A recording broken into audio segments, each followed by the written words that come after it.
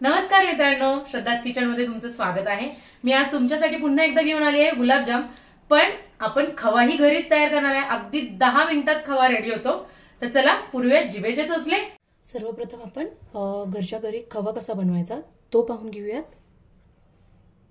मी एक पॅन घेतलेला आहे, गॅस ऑन नाहीये। आपल्याला लागणार आहे 1 कप दूध, यातच मी घालते साधारण 2 मोठे चमचे तूप किंवा तुम्ही तेलही यूज करू शकता। आणि यात घालणार आहे 1 कप मिल्क पावडर। आपण हे छान मिक्स करून घेऊयात।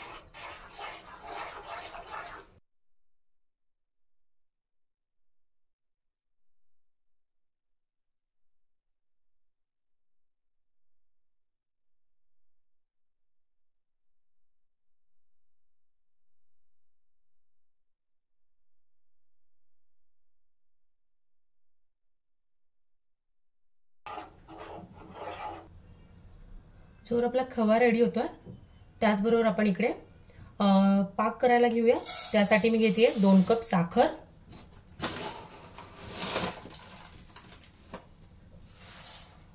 आणि 2 ते 2.5 कप पाणी घेते।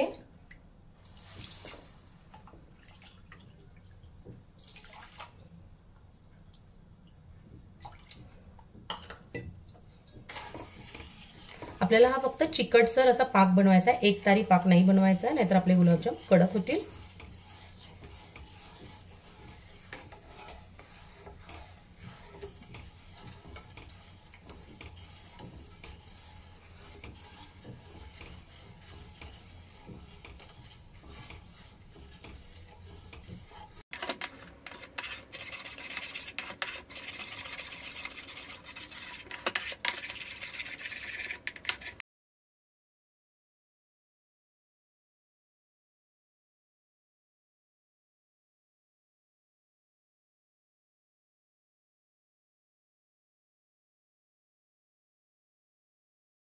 तुम्ही बघू शकता आपला खवा रेडी आहे।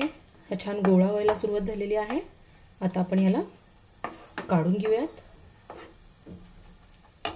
गॅस बंद करते।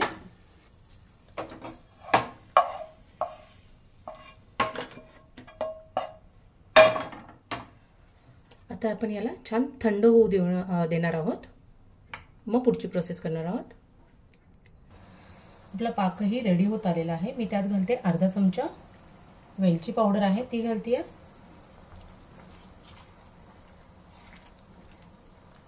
चेक करूया। तुम्ही बघू शकता असा चिकट असा पाक हवा आहे आपल्याला।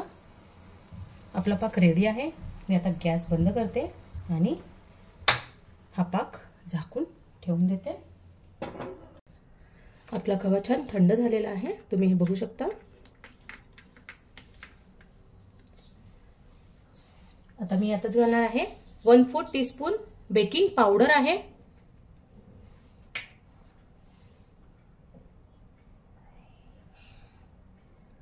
यातच घालते आहे 1 ते 1.5 चमचा आपण मैदा घालणार आहोत। तुम्ही गव्हाचं पीठही घालू शकता। आणि आपण याला छान मिक्स करून घेऊयात।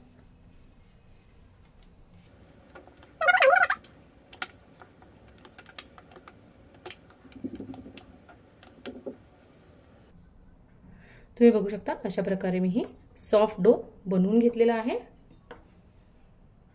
आता आपण याचे गोळे करून घेऊयात।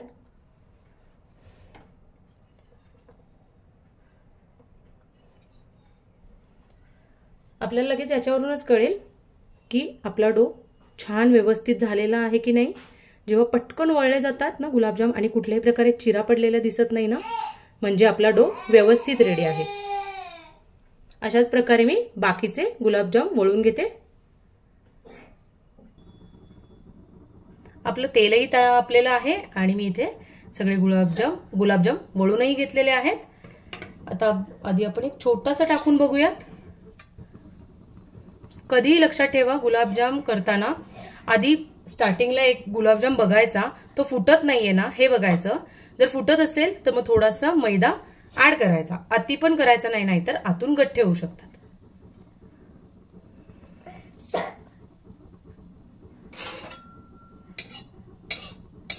हे तेल जरा साईडने हलवायचं, म्हणजे खाली लागणार नाही आपला गुलाबजाम. तुम्ही बघू शकता हा व्यवस्थित होतोय. आणि गॅस मीडियमच ठेवायचा, म्हणजे आपले गुलाबजाम आतूनही छान तळले जातील.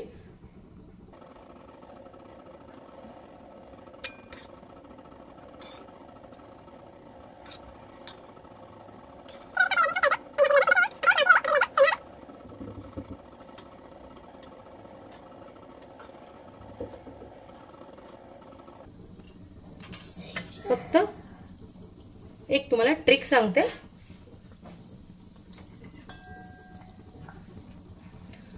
कढई अशी हलवत राहायची 2 ते 3 मिनिटं, जोपर्यंत आपले गुलाबजाम वरती येत नाही.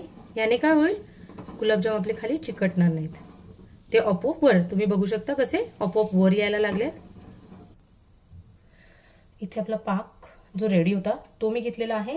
हा हलकासा कोमट आपल्याला ठेवायचा आहे. जर थंड झाला असेल तर त्याला कोमट करून घ्या.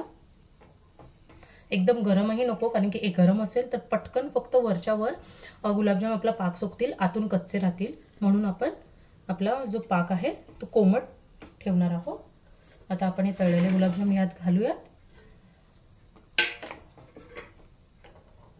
छान मिक्स करूयात आणि याला छान 3 ते 4 तास मुरण्यासाठी ठेवूयात. आणि रात्रभर ठेवले तर खूपच छान. आपले गुलाबजाम मुरून 4 ते 5 तास झालेले आहेत. तुम्ही बघू शकता किती छान झालेले आहेत. तुम्ही रेसिपी नक्की ट्राय करा. माझ्या चॅनलला लाईक, शेअर आणि सबस्क्राईब करायला विसरू नका. थँक्यू.